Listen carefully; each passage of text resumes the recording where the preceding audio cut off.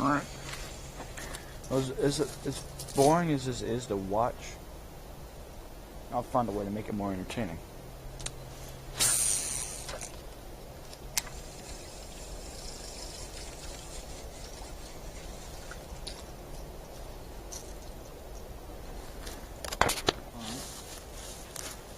What I'm just doing right now is just being a fool, playing around. That's pretty much what I'm doing.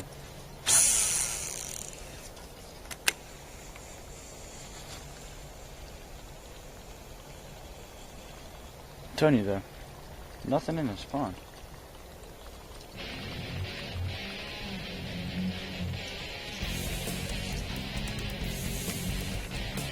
Oh, the buzzbait I'm using, I believe, this buzzbait right here, I think is a Hunter Creek bait buzzbait. I'm not 100% sure, but I'm thinking it is. But HunterCreekBaits.com, check them out. Great products. If this is their product, couldn't tell you for sure right now.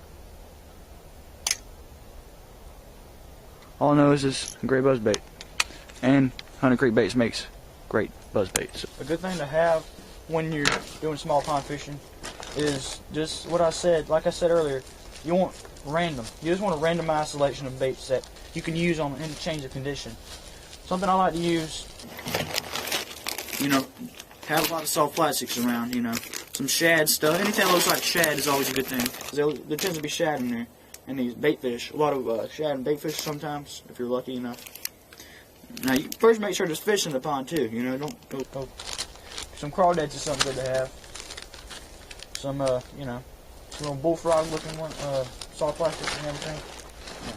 But I didn't bring any hard baits around here today because I, in fact, did not believe it would be a good selection for this place. If you need something, an idea of something to take to a small pond fishing, would be something that, not a crankbait, maybe some type of an X-Wrap from Rapala, something like that. Anything like that will work. I would prefer to use something that has got a little more action to it, and it's more of a topwater bait. Buzzbait's a good example. One good trick to have is to make sure you have a rod that for if you do like small pond fishing like I do a lot, you want a rod for a good 7-foot rod, you want a good 6'6" rod, a good 7'11" rod maybe.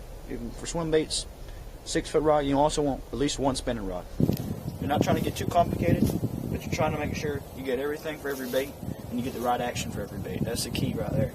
That's in my opinion for small pond fishing. You also want to make sure you don't want to be like a pro and get small details of baits, but you want a good bit of baits that you can rely on most of the time. Typical selections, buzz baits, a lot of soft plastics, crankbaits not so much. You don't find that many really deep ponds. You can find deep lakes, occasionally small ponds may be deep, it depends, but stick with, simple stuff. You can be king of ponds. A key to good fishing is to make sure you have a good reel that you can rely on. Something I rely on mostly because I got it for a really good deal. Somebody sent it to me, but I've been able to rely on this for small ponds ever since I got it. It's an Okuma V30 5.0 501 gear ratio on it. It's a great reel, a great all-around reel for just anything you might want to throw out there. I've used it in tournaments. Don't ask about this rod. I'd hate to advertise other companies on there, even though I own my old rod company. But this is a Shimano Claris rod, versatile spinning rod I like to use. And don't ask about how I destroyed the cork. Don't worry about that. Let's just say I used to be an idiot. I used to not know what I was doing. But I make sure my selection is versatile. You don't want to get something that's so high end to where if you break it, you're not going to get a new one anytime soon. You want to get something to where you can break it, you can beat it up, you can be beat up in the bed of your truck over and over. You'll be fine. All my rods get beat up, but they're perfectly fine. They're still intact, they're still fish, and they still catch fish. That's the key to good fishing. Well, that wraps up most of our fishing for today.